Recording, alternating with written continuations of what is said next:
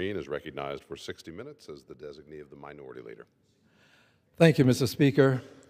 And Mr. Speaker, I rise, and at this time I ask unanimous consent for all speakers to have 5 additional days to revise and extend remarks. Without objection. I would at this time yield to the gentle lady from Massachusetts, Ms. Pressley, for her statements, and she may have as much time as she should consume. Thank you, Mr. Green, and thank you for your moral clarity always in your leadership, especially during these deeply consequential times. Mr. Speaker, every parent hopes that no harm, heartbreak, or hardship finds their child. We want our children, especially when they are babies, to know safety, warmth, full bellies, and a peaceful slumber.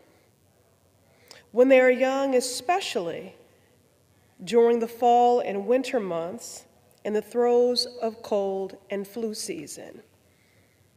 Little ones carry raspy coughs and runny noses home from the playground. Dads tuck their little ones in at night under a warm blanket, hoping they will sleep okay. They hold their babies to their chests and listen for the threat of labored breathing, wondering if they'll have to make an ER run in the middle of the night. They whisper a prayer every parent of every faith knows. I hope my baby is okay. But for parents in Gaza, as the weather turns, heavy rainfall and freezing temperatures present new threats. Palestinian families have endured a genocidal campaign for years. Their homes reduced to rubble. Many have no warm jacket to wrap their child in or a dry blanket to tuck them under. And still they whisper the same prayer. I hope my baby is okay. Mr. Speaker, in Gaza, children have been murdered as U.S. bombs deployed by the Israeli army have rained down on civilians. Children have been murdered by sniper fire and starvation. Every one of those, more than 20,000 children. Every single one of them murdered was someone's whole world. Since a ceasefire was declared, in the media and the world have shifted their gaze, but families in Gaza still live under the constant threat. The threat of violence, of the elements of starvation. Earlier this year, my colleagues, Congresswoman Pedersen and Senator Gallego, and I led over 100 members of Congress in urging the State Department to immediately surge humanitarian aid and ready-to-feed infant formula to families in Gaza to save lives. In a written response, the State Department expressed concern about the crisis, but words without action are not only empty, they are deadly. We have doubled down on our calls and demand the State Department send members of Congress a weekly update on exactly how much aid is entering Gaza and reaching desperate families. But Mr. Speaker, aid alone is not enough, especially not for our children who have suffered injuries, especially not for children with disabilities and complex medical conditions. Medical evacuation is a critical aspect of life-saving humanitarian work.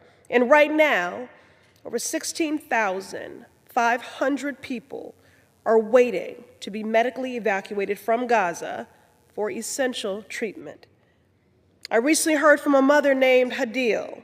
7 months ago, her 6-year-old son died.